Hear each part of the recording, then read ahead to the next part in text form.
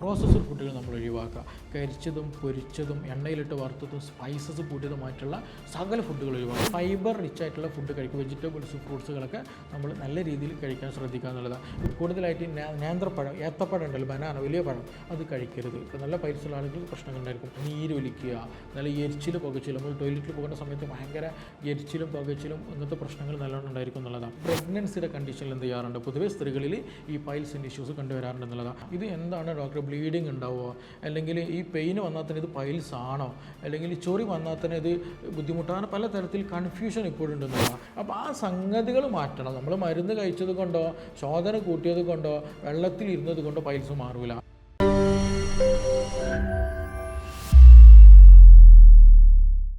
Piles ഇന്ന് സർവ്വസാധാരണ അല്ലേ.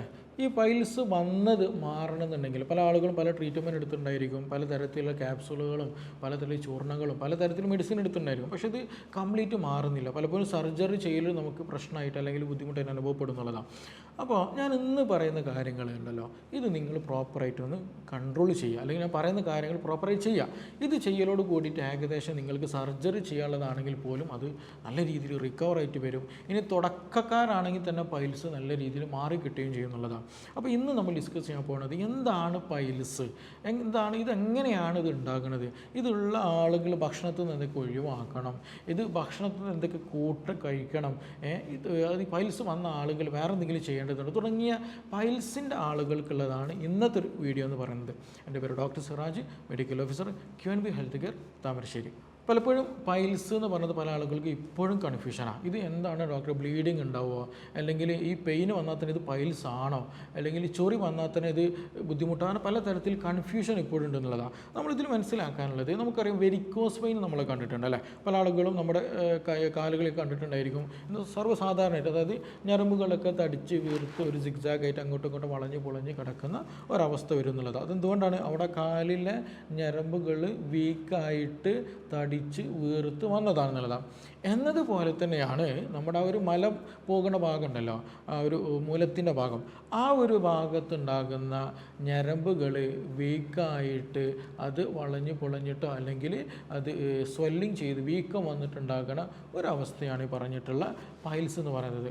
അപ്പോൾ ഇത് ഉണ്ടാകാൻ റീസൺ എന്ന് വെച്ചിട്ടുണ്ടെങ്കിൽ എന്ത് ചെയ്യും, ഈ പറഞ്ഞതുപോലെ അവിടുത്തെ ഞരമ്പുകൾ വീക്കാകാൻ കാരണമാകുന്ന പല സംഗതികളും നമ്മൾ ചെയ്തു പോകുന്നുണ്ടെന്നുള്ളതാണ്. അപ്പോൾ ആ സംഗതികൾ മാറ്റണം. നമ്മൾ മരുന്ന് കഴിച്ചത് കൊണ്ടോ ശോധന കൂട്ടിയത് കൊണ്ടോ വെള്ളത്തിൽ ഇരുന്നത് കൊണ്ടോ പൈൽസ് മാറൂല. ഈ രോഗം വരാൻ നമ്മുടെ രക്തക്കുഴലുകൾ വീക്കാകാൻ കാരണമാകുന്ന സംവിധാനങ്ങൾ, ജീവിത ശൈലികൾ നമ്മൾ എന്ത് ചെയ്യണം, പൂർണ്ണമായിട്ട് മാറ്റം വേണം എന്നുള്ളതാണ്. അപ്പോൾ ഈ രോഗം വരാനുള്ള റീസൺ ഒന്ന് നോക്കുകയാണെങ്കിൽ ഒന്ന് പൊണ്ണത്തടിയാണ്. നല്ല രീതിയിൽ നിങ്ങൾ തടി കൂടി കഴിഞ്ഞാൽ എന്താ സംഭവിക്കുകയാണെങ്കിൽ ആ ഒരു ഭാഗത്ത് ഹെവിനെസ് കൂടും, ആ ഭാഗത്ത് സർക്കുലേഷന് ബാധിക്കും. അപ്പോൾ അത് നല്ല രീതിയിൽ എന്ത് ചെയ്യും, പൈൽസിനുള്ള സാധ്യത കൂട്ടുന്നതാണ്. അപ്പോൾ അതുകൊണ്ട് തന്നെ നല്ലോണം ശ്രദ്ധിക്കുക, പൊണ്ണത്തടിയുള്ള ആളുകൾ ഒന്ന് ശ്രദ്ധിക്കുക എന്നുള്ളതാണ്. രണ്ടാമത് ശ്രദ്ധിക്കാനുള്ളതാണ്, നല്ല രീതിയിൽ വയറ് ഉറച്ച ആളുകൾ, കോൺസ്റ്റിപ്പേഷനാണ്, ശോധന ശരിക്കും കിട്ടുന്നില്ല. അങ്ങനെ വന്നാൽ എന്താ സംഭവിക്കുക, നമ്മൾ സ്വാഭാവികമായിട്ടും ടോയ്ലറ്റിൽ പോകും, നല്ല പ്രഷർ കൊടുത്ത് മുക്കിയിരിക്കും. അപ്പോൾ അതങ്ങനെ ശീലമായി കഴിഞ്ഞാൽ എന്താ സംഭവിക്കുക, ഈ ഞരമ്പ് വീക്കാവും. ആ തൊട്ടടുത്തിട്ടുള്ള രക്തക്കുഴലുകൾ വീക്കായി കഴിഞ്ഞിട്ട് അതിന് വീക്കം വന്നിട്ട് ഈ പറഞ്ഞതുപോലെ ബ്ലീഡിങ്ങും കുരുവൊക്കെ ആയിട്ട് പിന്നീട് പൈൽസായിട്ട് മാറും. അപ്പോൾ കോൺസ്റ്റിപ്പേഷൻ ഉണ്ടോ ഇല്ല എന്നുള്ളത് നോക്കുക, അത് ട്രീറ്റ് ചെയ്യാൻ നോക്കണം എന്നുള്ളതാണ്. മൂന്നാമത് നമ്മൾ ശ്രദ്ധിക്കാനുള്ളത്, ഒരു കാരണവശാലും ടോയ്ലറ്റിൽ കുറേ നേരം ഇരിക്കരുത്. ഇന്നത്തെ ഒരു പ്രശ്നം എന്താണെന്ന് വെച്ചിട്ടുണ്ടെങ്കിൽ ഫോൺ ഉപയോഗിക്കും, അല്ലെങ്കിൽ മറ്റെന്തെങ്കിലും ആവശ്യങ്ങൾക്ക് വേണ്ടിയിട്ട് ടോയ്ലറ്റിൽ പോയിട്ട് അങ്ങനെ ഇരിക്കും എന്നുള്ളതാണ്. ആ ഒരു ഇരിക്കുമ്പോൾ പ്രശ്നം എന്താണെന്ന് അറിയാം, അവിടെ ഉണ്ടാകുന്ന മസിൽ വീക്കാവുകയും ഈ രക്തക്കുഴലുകളിൽ ജാമിങ് വരും, അവിടെ പ്രഷർ കൂടും. അപ്പോൾ അങ്ങനെ വന്നു കഴിഞ്ഞാൽ എന്ത് ചെയ്യും, ഭാവിയിൽ ഈ പൈൽസ് ഉണ്ടാകാനുള്ള സാധ്യത വളരെ കൂടുതൽ. അപ്പോൾ അനാവശ്യമായിട്ട് ഒരിക്കലും ടോയ്ലറ്റിൽ ഇരിക്കരുത്. ടോയ്ലറ്റിൽ പോകാനുണ്ട്, വേഗം പോവുക, തിരിച്ച് വേഗം തന്നെ വരിക എന്നുള്ളത് ടെൻഡൻസി, ശീലം നമുക്ക് വേണം എന്നുള്ളതാണ്. ഇനി മൂന്നാമത് നമ്മൾ ശ്രദ്ധിക്കാനുള്ളൊരു കാര്യം എന്ന് ചോദിക്കുകയാണെന്നുണ്ടെങ്കിൽ, കുറേ നേരം ഇരിക്കുകയും ചെയ്യാൻ പാടില്ല, നിൽക്കാനും പാടില്ല എന്നുള്ളതാണ്. കുറേ നേരം നിൽക്കുന്ന സമയത്തൊക്കെ എന്താ വെച്ചിട്ടുണ്ടെങ്കിൽ ആ ഒരു ഭാഗത്തുണ്ടാകുന്ന ഞരമ്പുകൾക്ക് വീക്ക്നെസ് വരും. ഞാൻ നേരത്തെ പറഞ്ഞല്ലോ, ഞരമ്പ് വീക്കാன സമയത്താണ് കുരു രൂപപ്പെടുന്നത്. അപ്പോൾ അതുകൊണ്ട് തന്നെ കണ്ടിന്യൂ ആയിട്ട് എന്ത് ചെയ്യരുത്, നിൽക്കുകയും ചെയ്യരുത്, ഇരിക്കുകയും ചെയ്യരുത്. ഇടയ്ക്കൊക്കെ മൂവ്മെൻറ്റ് വേണം, എക്സസൈസ് വേണം, കാലൊക്കെ ഒന്ന് മടക്കിയിരിക്കണം. ചമ്രം പടങ്ങിയിരിക്കാനൊക്കെ നമ്മൾ ശ്രദ്ധിക്കണം. അപ്പോൾ അതിനനുസരിച്ചിട്ട് എന്ത് ചെയ്യും, അവിടെ നിന്നുള്ള റിലാക്സേഷനൊക്കെ കിട്ടും എന്നുള്ളതാണ്. അപ്പോൾ കണ്ടിന്യൂ ആയിട്ട് തുടർച്ചയായിട്ട് നിൽക്കുകയും ഇരിക്കുകയും ചെയ്യുന്ന അവസ്ഥ വരരുത് എന്നുള്ളതാണ്. ഇനി മറ്റൊന്ന് എന്ന് ചോദിക്കുകയാണെങ്കിൽ പ്രഗ്നൻസിയുടെ കണ്ടീഷനിൽ എന്ത് ചെയ്യാറുണ്ട്, പൊതുവേ സ്ത്രീകളിൽ ഈ പൈൽസിൻ്റെ ഇഷ്യൂസ് കണ്ടുവരാറുണ്ട് എന്നുള്ളതാണ്. അതെന്തുകൊണ്ടാണ് ചോദിക്കുകയാണെന്നുണ്ടെങ്കിൽ അവർക്ക് ഒന്ന് യൂട്രസ് സൈസൊക്കെ കൂടിയിട്ട് ഈ പറഞ്ഞതുപോലെ ഒരു തടസ്സം ഉണ്ടായിരിക്കും, സർക്കുലേഷൻ ഒരു പരിധി ഉണ്ടായിരിക്കും, ബുദ്ധിമുട്ടുണ്ടാകും. അതേപോലെ ഹോർമോണൽ ചേഞ്ചസുകളും ബോഡിയിൽ വരുന്നുണ്ട്. അപ്പോൾ ഇത് രണ്ട് കാരണങ്ങൾ കൊണ്ട് എന്ത് ചെയ്യും, പൈൽസിനുള്ള സാധ്യത വളരെ കൂടുതൽ. പല ആളുകളും അത് ഡെലിവറി കയ്യിലോട് കൂടിയിട്ട് നോർമലാകലും ഉണ്ട് എന്നുള്ളതാണ്.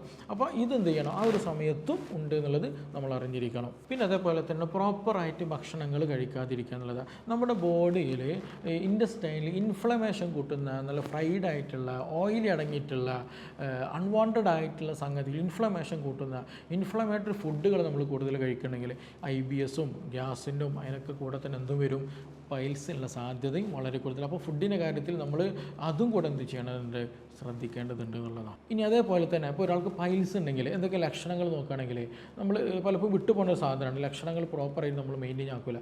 ഒന്ന് ഈ പറഞ്ഞതുപോലെ കുരു അവിടെ ഉണ്ടാകും എന്നുള്ളത്. ചിലപ്പോൾ അത് ഈ ഒരു ഒരു വീക്കം ഉണ്ടാകുന്നില്ല, ഒരു തടിപ്പ് ഉണ്ടാകും. ചിലപ്പോൾ ആ വീക്കം എന്താ വെച്ചിട്ടുണ്ടെങ്കിൽ മലദ്വാരത്തിന് പുറത്തേക്കായിരിക്കും, ചില ആളുകൾക്ക് ഉള്ളിലായിരിക്കും, ചില ആളുകൾക്ക് ടോയ്ലറ്റിൽ പോകുന്ന സമയത്ത് പുറത്തേക്ക് വരും, തിരിച്ച് ഉള്ളിൽ അങ്ങോട്ട് തന്നെ പോകും. ചില ആളുകൾ എന്താ വെച്ചിട്ടുണ്ടെങ്കിൽ എന്ത് ചെയ്യും, പുറത്തേക്ക് വരും പക്ഷേ തിരിച്ച് ഉള്ളിലേക്ക് പോലും നമ്മൾ കൈ കൊണ്ട് വിരൽ കൊണ്ട് തള്ളി കൊടുക്കേണ്ട ഒരു സാഹചര്യം ഉണ്ടായിരിക്കുന്നത്. അപ്പോൾ ഇത് ഓരോ സിവിയാരിറ്റിക്ക് അനുസരിച്ചിട്ടാണ് എന്തെങ്കിലും അതങ്ങനെ ഉണ്ടാവില്ല എന്നുള്ളതാണ്. അപ്പോൾ ഒന്ന് ഈ സ്വെല്ലിങ് ഉണ്ടാവുക എന്നുള്ളത്. രണ്ടാമത് നല്ല പെയിന് വരും, നല്ല വേദന വരും, ഇരിക്കാൻ പറ്റുന്നില്ല, ചിലപ്പോൾ നടക്കാൻ പറ്റുന്നില്ല, ഇങ്ങനെ അസ്വസ്ഥതകൾ നല്ല രീതിയിൽ പേഷ്യൻറ്റിൽ ഉണ്ടാവും എന്നുള്ളതാണ്. മൂന്നാമത് ബ്ലീഡിങ് വരും എന്നുള്ളത്. ബ്ലീഡിങ്ങിന് പ്രത്യേകത എന്ന് വെച്ചിട്ടുണ്ടെങ്കിൽ നല്ല ഫ്രഷ് ബ്ലഡ് ആയിരിക്കും. നമ്മൾ ടോയ്ലറ്റിൽ ഇരിക്കുന്ന സമയത്ത് ഞാൻ നേരത്തെ പറഞ്ഞല്ലോ രക്തക്കുഴൽ വീക്കായി പോണതാണ്. അപ്പോൾ ഈ വീക്കായ രക്തക്കുഴൽ ചിലപ്പോൾ ഒന്ന് ബ്രേക്ക് ചെയ്യും, ഒന്ന് പൊട്ടിപ്പോവും. അങ്ങനെ പൊട്ടിപ്പോയി കഴിഞ്ഞാൽ നല്ല ഫ്രഷ് ബ്ലഡ്, സാധാ രക്തം ഒഴുകുന്ന ബ്ലഡ് തന്നെ എന്ത് ചെയ്യും, അതേപോലെ ടോയ്ലറ്റിലേക്ക് വീഴും. അത് നമുക്ക് കാണാനും പറ്റുന്നില്ല. അത് ആക്ച്വലി അവിടെ ഒരു ഈ പറഞ്ഞതുപോലെ പൈൽസ് ബ്രേക്ക് ചെയ്തിട്ടുണ്ടാകുന്ന ഒരു മുറിവാണ്, അതുമൂലം ഉണ്ടാകുന്ന ബ്ലീഡിങ് ആണെന്നുള്ളതാണ്. അതേപോലെ തന്നെ ചിലപ്പോൾ നമുക്ക് ആ ഒരു ഭാഗത്ത് ഉണ്ടാകുന്ന ഇൻഫ്ലമേഷൻ ഉണ്ടായിരിക്കും. അവിടെ നല്ല നീരൊലിക്കുക, നല്ല എരിച്ചിലും പുകച്ചിലും, നമ്മൾ ടോയ്ലറ്റിൽ പോകുന്ന സമയത്ത് ഭയങ്കര എരിച്ചിലും പുകച്ചിലും അങ്ങനത്തെ പ്രശ്നങ്ങൾ നല്ലോണം ഉണ്ടായിരിക്കും എന്നുള്ളതാണ്. അപ്പോൾ അത് എന്ത് ചെയ്യണം, ഇതിൻ്റെ ഒരു ലക്ഷണമായിട്ട് നമ്മൾ പരിഗണിക്കും. ചിലപ്പോൾ നമുക്കത് എടുത്ത് തുടങ്ങുമ്പോൾ ഒരു വെറ്റ്നെസ്, ഒരു മ്യൂക്കസ്, ഒരു ഒട്ടി നിൽക്കുന്ന അവസ്ഥ ഒക്കെ ഉണ്ട്. അപ്പോൾ അതൊക്കെ ആക്ച്വലി അവിടുത്തെ ഒരു മ്യൂക്കസിൻ്റെ അല്ലെങ്കിൽ അവിടുത്തെ ഒരു ഇൻഫ്ലമേഷൻ്റെ സൈനും കൂടെയാണെന്നുള്ളത് നമ്മൾ അറിഞ്ഞിരിക്കുക. ഇനി ഇത് മാറി കിട്ടണമെങ്കിൽ നമ്മൾ ചെയ്യാനുള്ള ചില കാര്യങ്ങൾ, ഒന്ന് ഞാൻ നേരത്തെ പറഞ്ഞതുപോലെ ബോഡി വെയിറ്റ് ഉള്ള ആളാണോ കുറയ്ക്കണം. രണ്ട്, നിങ്ങൾ എന്ത് ചെയ്യണം, കൂടുതൽ നേരം നിൽക്കുകയും ഇരിക്കുന്ന അവസ്ഥകളും ഉണ്ടാകരുത് എന്നുള്ളതാണ്. മൂന്നാമത് നമ്മൾ ശ്രദ്ധിക്കാനുള്ള ഭക്ഷണത്തിൽ പ്രധാനമായിട്ട് നമ്മൾ ഫോക്കസ് ചെയ്യാനുള്ളത്, എസ്പെഷ്യലി ഈ പ്രോസസ്ഡ് ഫുഡുകൾ നമ്മൾ ഒഴിവാക്കുക. കരിച്ചതും പൊരിച്ചതും എണ്ണയിലിട്ട് വറുത്തതും സ്പൈസസ് കൂട്ടിയതുമായിട്ടുള്ള സകല ഫുഡുകൾ ഒഴിവാക്കുക. ഇതെല്ലാം നമ്മുടെ ഇൻറ്റസ്റ്റൈനെ ബാധിക്കുന്നതാണ്. പ്രോപ്പറായിട്ട് ശോധന കിട്ടില്ല, കോൺസ്റ്റിപ്പേഷൻ ഉണ്ടായിരിക്കും, വയറ് ഉറക്കും, ഇൻഫ്ലമേഷൻ കൂടും. അതെല്ലതും പൈൽസിന് കാരണം. അപ്പോൾ അതുകൊണ്ടാണ് പലപ്പോഴും നമ്മൾ ഇവിടെ കുറച്ചൊരു അച്ചാർ കൂട്ടിയതായിരിക്കും, അല്ലെങ്കിൽ CDF തിന്നതായിരിക്കും, അല്ലെങ്കിൽ ഷവർമ തിന്നതായിരിക്കും, പിറ്റേ ദിവസം തന്നെ നമുക്കിവിടെ പൈൽസിൻ്റെ പ്രശ്നം വരും. അപ്പോൾ സ്വിച്ച് അവിടെ ഇട്ട് കഴിഞ്ഞാൽ ഇവിടെ ലൈറ്റ് എത്തും. അപ്പോൾ അതെന്തുകൊണ്ടാണ്, നമ്മുടെ ഈ ബോഡിയിൽ ഇൻഫ്ലമേഷൻ ഉണ്ടാകുന്നുണ്ട്, ആ ഫുഡ് പറ്റുന്നില്ല, അത് പ്രോപ്പറായിട്ട് ദഹിക്കുന്നില്ല, അല്ലെങ്കിൽ ആ ഫുഡ് കാരണമായിട്ട് പല അസ്വസ്ഥതകൾ ബോഡിക്ക് ഉണ്ടാകുന്നുണ്ട്. അതിൻ്റെ ഒരു സിഗ്നലായിട്ട് നമുക്ക് എന്ത് ചെയ്യും, പൈൽസ് വീണ്ടും വന്നുകൊണ്ടിരിക്കും. അപ്പോൾ ആ ഫുഡ് നമ്മൾ പാടെ കുറച്ച് കാലത്തേക്ക് എന്ത് ചെയ്യണം, മാറ്റി വെക്കുക.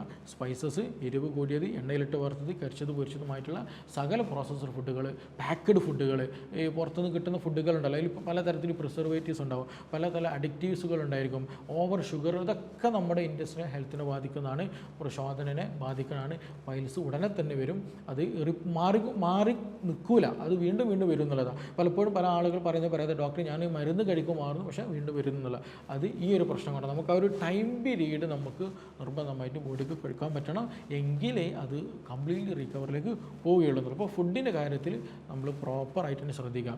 എപ്പോഴും ഫൈബർ റിച്ച് ആയിട്ടുള്ള ഫുഡ് കഴിക്കുക, വെജിറ്റബിൾസ്, ഫ്രൂട്ട്സുകളൊക്കെ നമ്മൾ നല്ല രീതിയിൽ കഴിക്കാൻ ശ്രദ്ധിക്കുക എന്നുള്ളതാണ്. വെജിറ്റബിൾസിൽ കഴിക്കുകയാണെങ്കിൽ ഞാൻ പൊതുവെ പേഷ്യൻസിനോട് പറയാറുണ്ട്, നിങ്ങൾ കൂടുതലായിട്ട് നേന്ത്രപ്പഴം, ഏത്തപ്പഴം ഉണ്ടല്ലോ, ബനാന, വലിയ പഴം, അത് കഴിക്കരുത്. നല്ല പൈൽസുള്ള ആളുകൾക്ക് പ്രശ്നങ്ങൾ ഉണ്ടായിരിക്കും. അതുപോലെ മുട്ട നല്ല രീതിയിൽ ശ്രദ്ധിക്കേണ്ടതാണ്.